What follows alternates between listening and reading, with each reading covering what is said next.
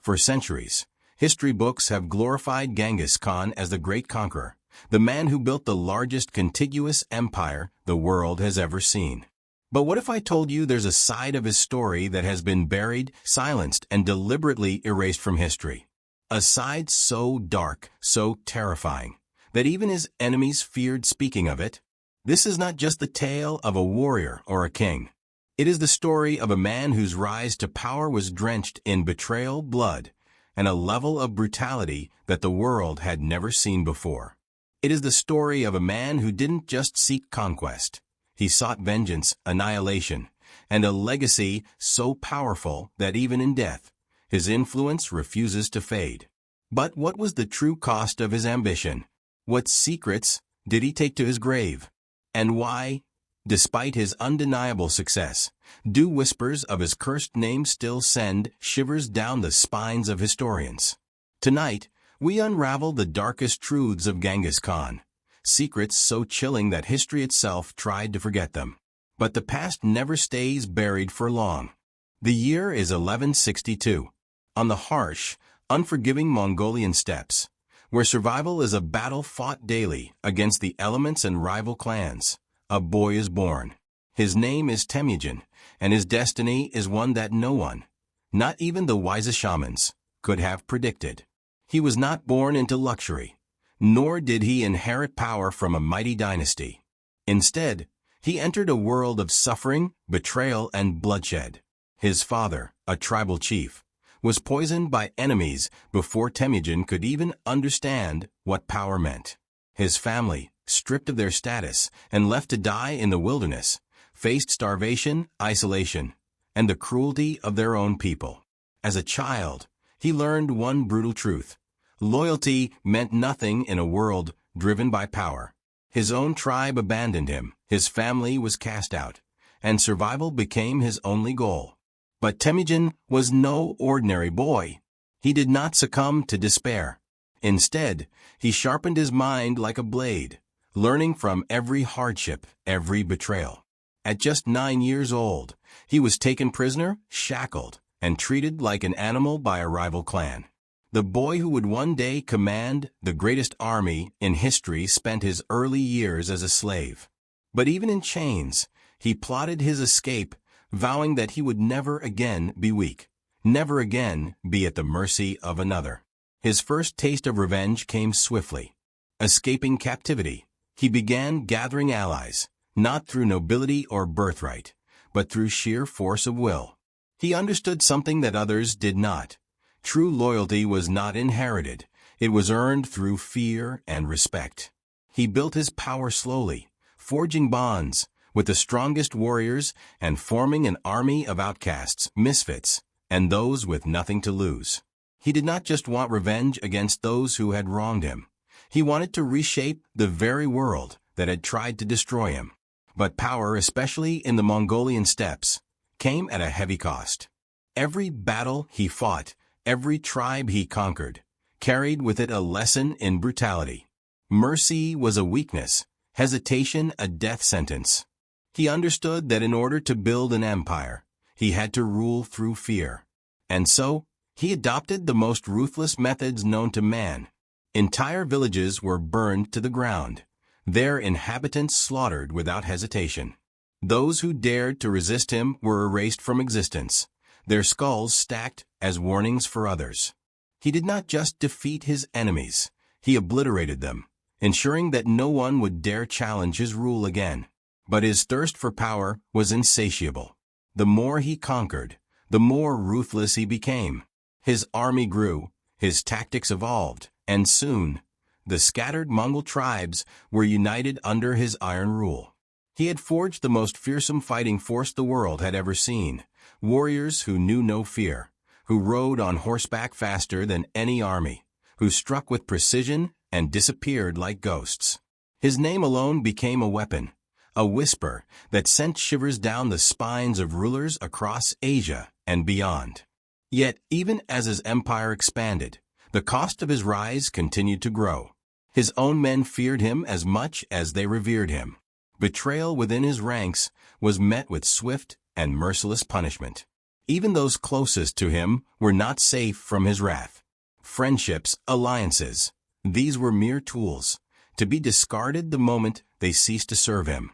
His sons would one day turn against each other, his generals would fall to his paranoia, and his empire, though unmatched in its power, would be built on a foundation of blood and fear. Temujin, the abandoned boy, had transformed into Genghis Khan, the most feared warlord in history. But was his power truly his own? Or had he become a slave to his own ruthless ambition? His empire was vast, his enemies crushed, but deep within, a question lingered. Was it worth the cost? History remembers Genghis Khan as a ruthless conqueror, a master strategist, and the architect of the Mongol Empire. But what if the history books have only told you half the story? What if beneath the battlefield victories and tales of his unstoppable warriors, there lay secrets so dark, so horrifying, that even his most loyal followers dared not speak of them? The truth about Genghis Khan is not just about conquest.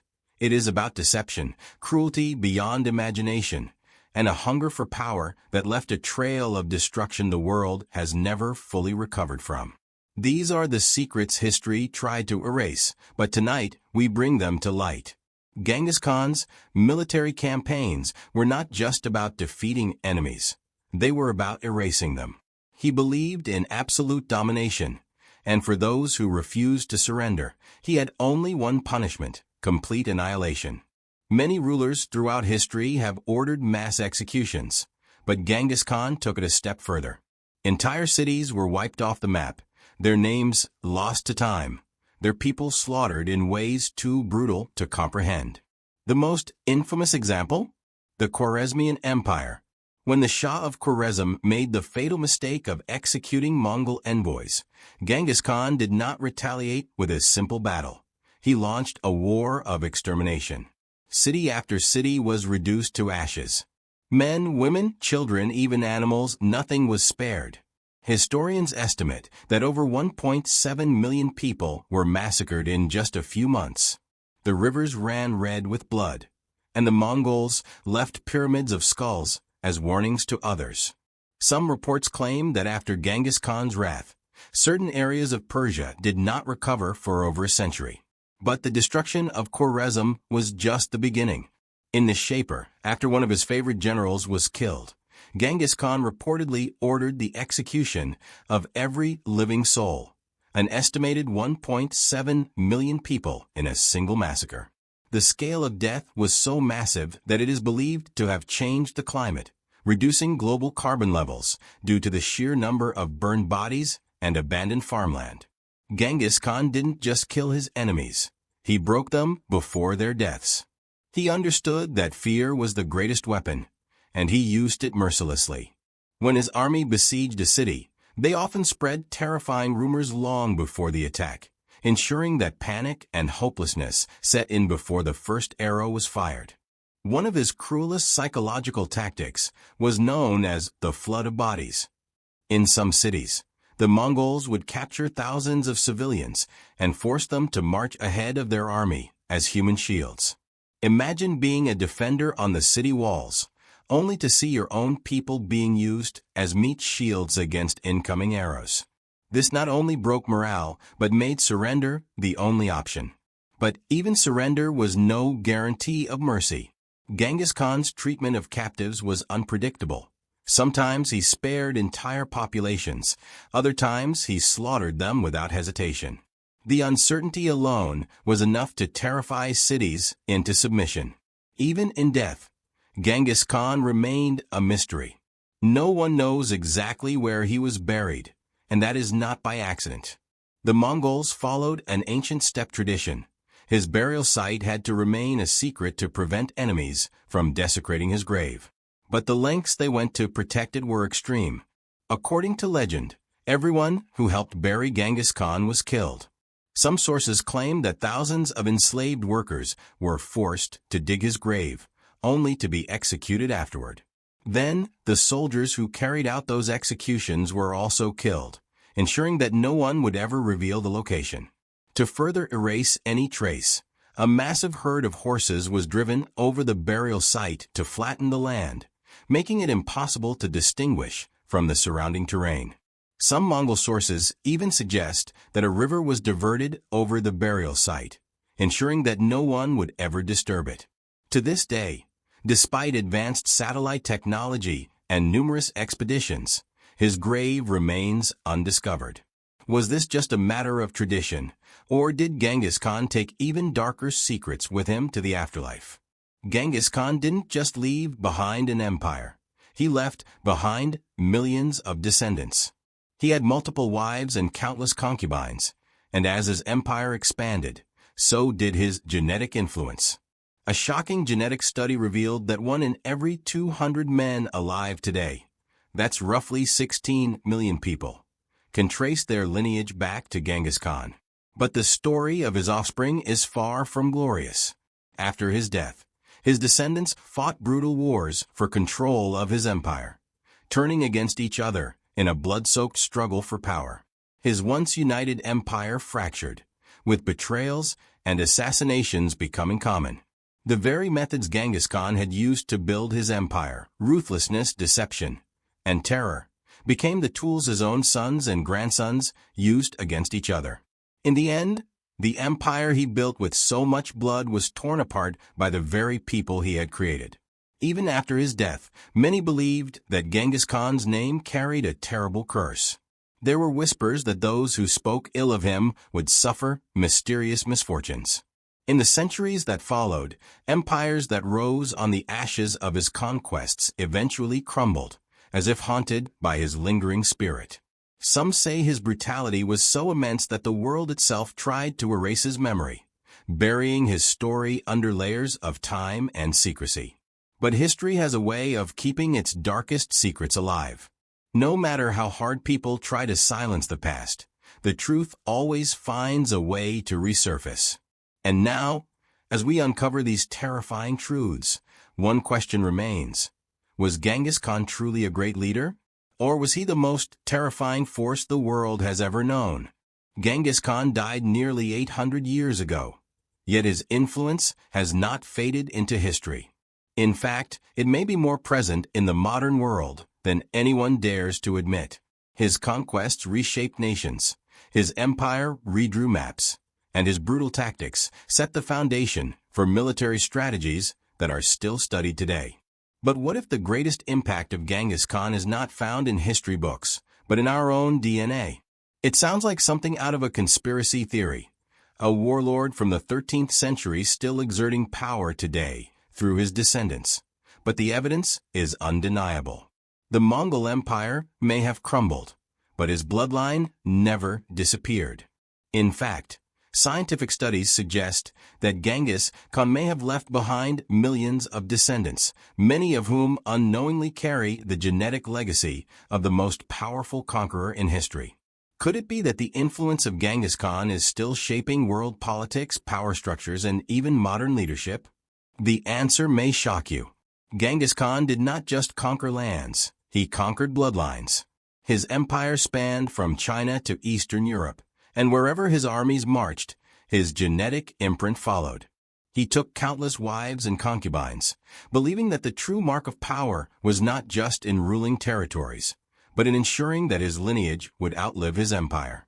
In 2003, a groundbreaking genetic study revealed a staggering discovery. Approximately 16 million men alive today, or 1 in every 200 men on Earth, share a unique Y chromosome lineage that can be traced back to a single male ancestor who lived about 800 years ago.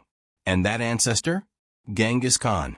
This genetic legacy is most prevalent in Mongolia, China, Kazakhstan, and Central Asia, areas once ruled by the Mongols. But Khan's genetic footprint does not stop there. His descendants spread across continents, blending into new societies, quietly shaping the course of history in ways we may never fully understand. The Mongols did not just destroy cities, they rebuilt them in their own image. They influenced trade, warfare, and governance, embedding their mark into the very foundation of nations that still stand today. But what if their influence went even deeper? Some theories suggest that descendants of Genghis Khan went on to hold powerful positions in royal courts, political offices, and even financial empires centuries after the fall of the Mongol Empire. After all, his sons and grandsons ruled vast territories stretching from China to Persia. Some historians believe that traces of Mongol leadership can still be seen in the ruling elite of modern Central Asia and even parts of Eastern Europe. Several noble families in these regions have direct ancestral ties to the Great Khan himself. Could it be that powerful bloodlines have quietly maintained their grip on political and economic systems for centuries? Here's where the story takes a darker turn. While the Mongol Empire fell, the influence of its rulers never truly vanished. Over the centuries, Genghis Khan's direct descendants spread across continents, and some may have found their way into the highest ranks of power. Many of history's most influential dynasties have been linked to Mongol rule in one way or another. In Persia, the descendants of Genghis Khan established the Ilkhanate, which later integrated into Middle Eastern royal bloodlines. In China, the Yuan dynasty was founded by Kublai Khan, the grandson of Genghis Khan, permanently altering China's imperial structure. Even in modern times, some powerful families across Asia and Russia have quietly claimed to be linked to the Khan's bloodline. If true, this means that a legacy of absolute power, military genius, and strategic dominance may still flow through the veins of today's leaders. But here's the chilling part. What if the rulers of today have inherited not just his DNA, but his relentless thirst for power? Genghis Khan's success was not just about brute force. It was about calculated dominance. His ability to manipulate, strategize, and instill fear was unmatched. The Mongol war machine functioned like a modern intelligence agency, gathering vast amounts of information before launching a devastating attack. This philosophy of control, deception, and absolute rule did not die with him. It was passed down, perhaps even embedded into the subconscious of his descendants. Some believe that the ruthless efficiency of modern authoritarian regimes carries echoes of Mongol rule. The Mongols were experts in psychological warfare. They knew how to break their enemies before battle even began. Strategic alliances. Genghis Khan would unite with former enemies only to betray them later. Tactical brutality. He used mass killings as a warning, ensuring compliance without resistance. Sound familiar? Some political leaders today use eerily similar tactics, instilling fear, crushing opposition, and consolidating power under the guise of unity. Could this be a genetic inheritance of a ruling class that has never truly vanished? What if the true legacy of Genghis Khan is not found in ancient ruins or historical texts, but in the very fabric of global leadership? His empire may have crumbled, but his descendants remain, some in plain sight, others hidden behind layers of history and secrecy. Perhaps the most haunting question of all is this: if Genghis Khan's bloodline has truly survived in positions of power, does that mean his empire never really ended? Are we still living under the shadow of the Mongol horde, ruled by those who inherited his ruthless ambition? The truth may be closer than we think. For centuries, history has told us that Genghis Khan, the most feared conqueror the world has ever seen, died in 1227. But what if that story is only half true? What if his death was just another deception, one final strategy to ensure his influence would never fade? Think about it.